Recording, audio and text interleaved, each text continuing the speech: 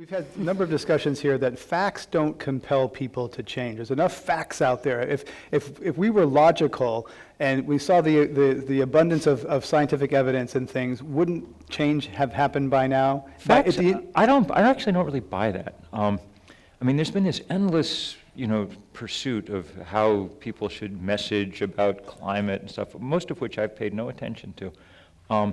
It's always seemed to me that you just should tell people the truth and that'll work. And in my experience, it has. I've never had any trouble. I mean, when I wrote The End of Nature, it was very widely read and understood.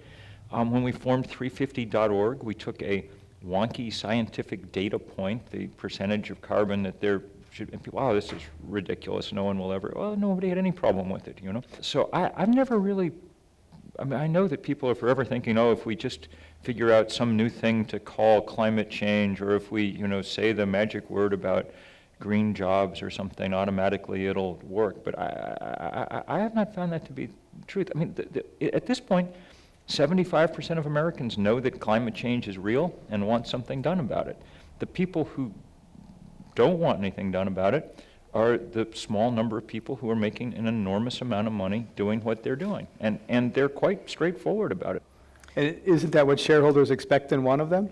Well, maybe, but that's why we're convincing lots and lots of shareholders that they don't want to be their shareholders anymore, because if they are, then they're implicated in what now is a kind of, an almost outlaw industry. A group of people have in their reserves 5 times more carbon than the most conservative government or scientist says would be safe to burn. So if you're willing to profit from that, then you're by definition part of the problem here.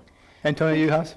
Yeah, I think shareholders want to make a profit, but they also, I think, assume that there are limits being placed on the companies, which there aren't, and that there is, in fact, some sort of social, environmental system, which used to, back in the day, be known as regulation, that used to be imposed by governments, that actually put some set of normalized restrictions on those activities, even of oil companies.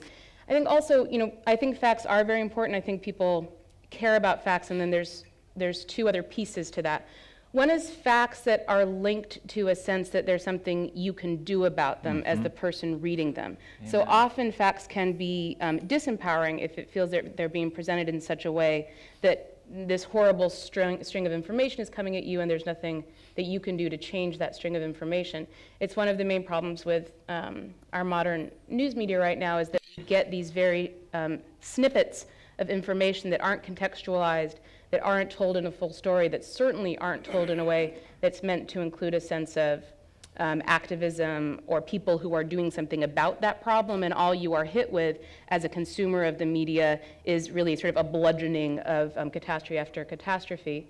But then there also is the human side that is also missing, which is it's not just this ephemeral idea that at some point some bad things are going to happen to us, but rather there are people who live every single day, not just on the front lines of climate change, but on the front lines of the operations of the oil industry and the fossil fuel industry, and very rarely is their full voice told. And I think for the sort of average consumer, understanding the direct human impacts happening right now, the real facts, and the sense that you can actually do something about it is the sort of super circle that gets people into change. And then the final piece is that the oil industry isn't sitting blithely away and saying, all we want to do is make money. Of course, Exxon, the Koch brothers, all the major players are funding those who are trying to deny our facts.